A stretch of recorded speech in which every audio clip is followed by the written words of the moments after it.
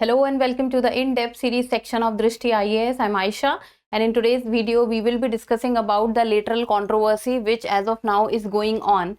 So the lateral controversy, the lateral entry controversy. So what has happened recently is that the central government has taken out few posts, around 45-46 number of posts, where the recruitment was to be done through the lateral entry.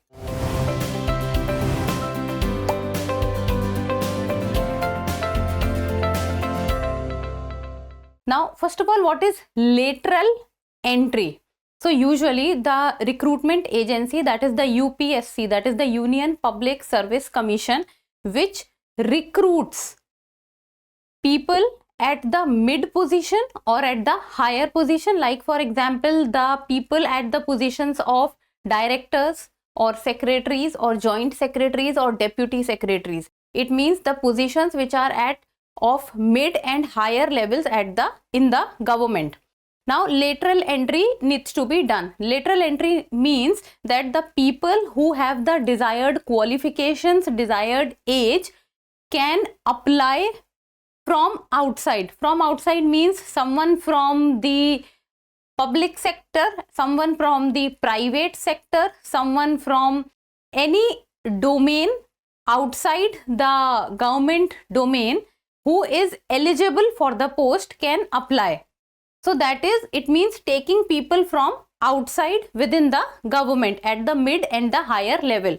So the recruitment or the notification which came for the recruitment of around 45 lateral entry recruitment, so that has been now scrapped by the government.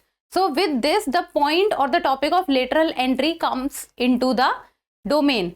And the topic lateral entry has already been discussed in the in news, so you can check the in news episode of the lateral entry controversy. And in today's episode we will be talking about the history of the lateral entry and since when the topic or the concept of the lateral entry decided, or earlier it was known by which name. So Nehru government recruited from open market. So there was this concept earlier which was the open market concept and getting people into the job through the open market recruitment. So what is it? First of all, let us understand the timeline. So first we'll be looking at the news, then the need for the recruitment after independence. After independence means 1947, shortage of officers when India got independence. What was the process of recruitment at that point of time, and was quotas there in appointment at that point of time during the independence or not? And in the end, prelims practice question. Topic is of relevance from both GS paper 1 and GS paper 2. GS paper 1, that is from history perspective, GS paper 2, that is polity, UPSC. And before moving forward, do not forget to subscribe to the channel. The news talks about long before today's lateral entry, Nehru government recruited from open market. That it is not that since the time of after 2015 or during the time of 2018 that the lateral entry concept was started for the very first time. It has been going on since a very long period of time, since the time India got independence. So the government has advertised the first vacancies for lateral entrants in the year 2018. So it was for the first time that the lateral entrant recruitment came out in 2018. And the government asked UPSC to withdraw its August 17 advertisement for the 5th round of such appointments. So in August 17, 2024, the government took out a advertisement for the appointment of 45 lateral entry post.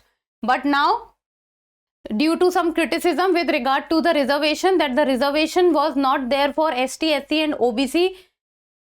ST, SC, OBC reservation was not there in these 45 posts. So due to that criticism, the government has now withdrawn the advertisement for the post of 45 lateral entry recruitment. So the government of Jawaharlal Nehru has made dozens of appointments from the open market based on candidates' competence and expertise in various fields. So lateral entry concept and the open market concept of the government of the former Prime Minister of India, Jawaharlal Nehru, is almost same. So let us understand that how it all started. Now, need after independence. So when in 1946 it was certain that now India is going to get independence, so a need was felt that how will India be governed, how the bureaucracy of India will be, because till now India was governed by the British.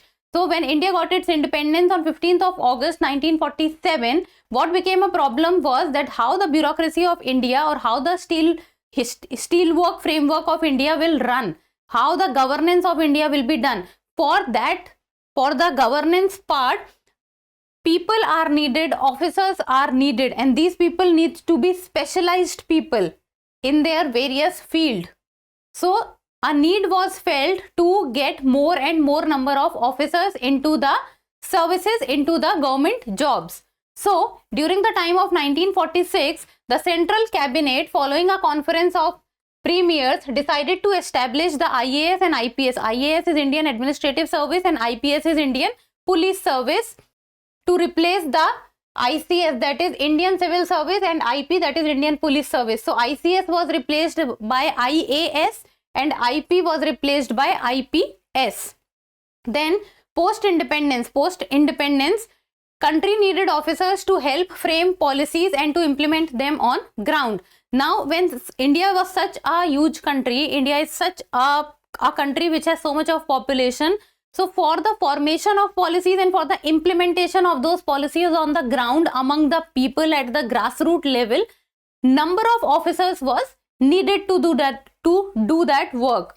So not many qualified officers were available at that point of time. So seeing the situation, a need was felt that something needs to be done so that specialized, more qualified people come into the job. So as the last batch of the ICS was recruited in 1943 and the first batch of the IAS came in 1948, and this gap of around 5 years, when last batch of ICS went and the first batch of IAS came, so this gap also created many vacancies and a void was created in the government. Then until mid 1950s, some around 7,000 applicants appeared on average in the annual civil services examination and around 200 were selected. So at that point of time, this is around the time of mid 1950s, 7,000 applicants appeared for the exam and 200 was selected. And beside the central government, various state governments were also in need of good officers to frame and implement policies, because at that point of time different states were formed, and to run the state and to run the governance of the state, people were needed, officers were needed. So a mechanism was need to come into place so that more number of officers could come and take the job. Then shortage of officers. So special recruitment drives were undertaken during the time of 1948-49 and then from 1956, and this was through the special recruitment drive, and in addition to the annual recruitment through examination conducted by the UPSC. So UPSC was on an annual basis was conducting its examination. So every year UPSC was conducting its examination to get the IAS and the IPS officers. Apart from this, a special recruitment drive was conducted to get or to induct more number of officers into the government jobs. Then selection by UPSC on recommendation of an emergency recruitment board. Now apart from the annual examination, the special recruitment drive which was taking place, this recruitment drive was handled by the UPSC only. But UPSC was taking candidates on the recommendation of an emergency recruitment board. So it was the emergency recruitment board who was recommending candidates to the UPSC. So in the year 1949, the special recruitment was based on a scrutiny of the applicants' records and an interview. So interview was taken of the applicant and the applicant resume or the CV or the record was seen. Then during the time of 1956, recruitment took place on the basis of a written examination and an interview. Then since the time of 1949, an upgrade took place in the year 1956 when the written examination came into the place. See, I am not talking about the UPSC IAS examination. This is with regard to the annual examination conducted by the UPSC and the special recruitment drive. So this thing of written examination and interview was with regard to the special recruitment drives. Like for example, nowadays people come into the jobs at the mid-level and the higher level through the lateral entry. So this way special recruitment drive was done during the time of 1940s and 1950s, late 1940s and mid 1950s. Then to select best brains in India and from India's living abroad to deploy in the service of the newly independent nation. So this was for both the people who are living within India and also Indians who are living abroad. Anyone could apply for it. Now, what was the process of recruitment? So the upper age limit was 24 years. Upper age limit was 24 years. Then the open market recruits the individual of the age group of 25 to 40. So the normal age group, that is 24 age group, that is upper age limit, it was for UPSC. But the open market recruitment, and this open market recruitment you can say is, this open market recruitment is the special recruitment drive. After a person who is done with the UPSC upper age limit, that is 24 years, at that point of time, during the time of late 1940s. So the upper age limit was 24 and the open market recruit, the starting age limit was 25 to 40. Getting the difference? Till the time the person is done with UPSC, once the person will be done with UPSC, only then the person can come into the open market recruitment. Because UPSC upper age limit was 24 years and open market recruitment, the individual's age group has to be between 25 to 40. And for the people of scheduled caste, scheduled tribe, the candidate's age ceiling was 45. So relaxation was given at that point of time during the late 1940s and mid 1950s to the scheduled caste and scheduled tribe candidates. So the age ceiling for them was 45 years. Then the first round of special recruitment in 1948-49, around 82 officers were hired on the recommendation of the Emergency Recruitment Board by the UPSC.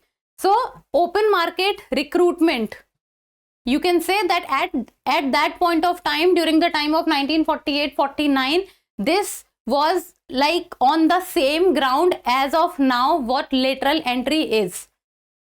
Then during the time of 1956, government fixed an income floor of rupees 300 for open market candidates. So the candidates who was applying through the open market recruitment, they had to pay a fees of rupees 300. And this fees of 300 rupees created a lot of panic and uproar in the parliament at that point of time, because at that point of time the rupees 300 fees was considered too much, and the people belonging to the backward classes or the marginalized section, it was thought that they would not be able to pay this much of fees and this will be discriminatory on their part. Then more than 22,161 applications were received for these recruitments in 1956, including 1,138 from the SCs and 185 from the STs. To enable Indians reside abroad to appear, 22 examination centers were set up outside India, and the exam was held on December 28, 1956.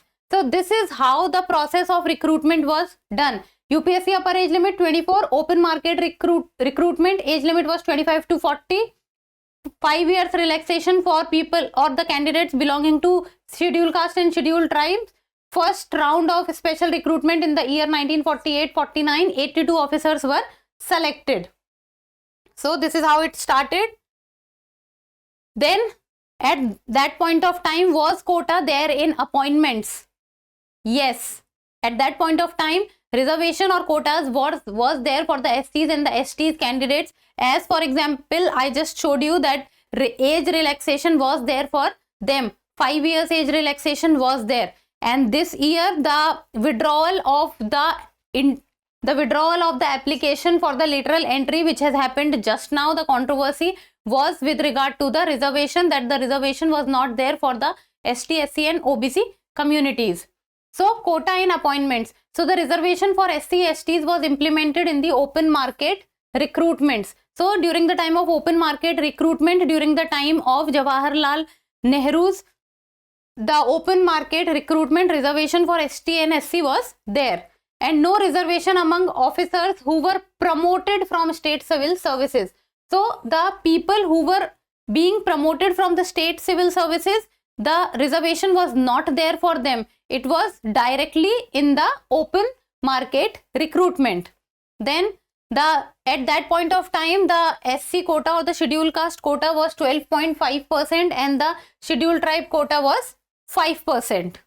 This is during the time of 1948-49 and the mid 1950s, and conditions for recruitment of SCs and STs were relaxed to the extent possible. So at that point of time, the efforts were made so that the representation from the other communities was also can be seen, like for example the OBC, the SC and the STs. So reservation or the quotas were provided during the time of the open market recruitment.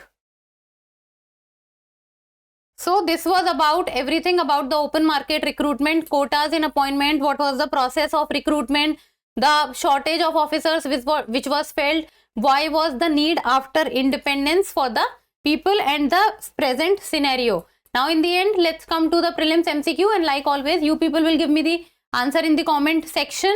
So the UPSC is an independent constitutional body in India that is covered by the article of Indian Constitution. So UPSC comes under how many articles of the Indian Constitution? So that is 310 to 315 of Indian Constitution, 314 to 320 of Indian Constitution, 315 to 323 of Indian Constitution, or Article 325 to 333 of Indian Constitution. So any of you who has read the UPSC chapter in your polity subject must be able to answer this one. So give me the answer in the comment section, and that's all for today. Thank you so much for watching. Till we meet next time, keep reading, keep writing and keep subscribing to the channel. Thank you. For more informative content, like, share and subscribe, and do not forget to press the bell icon to get the notifications.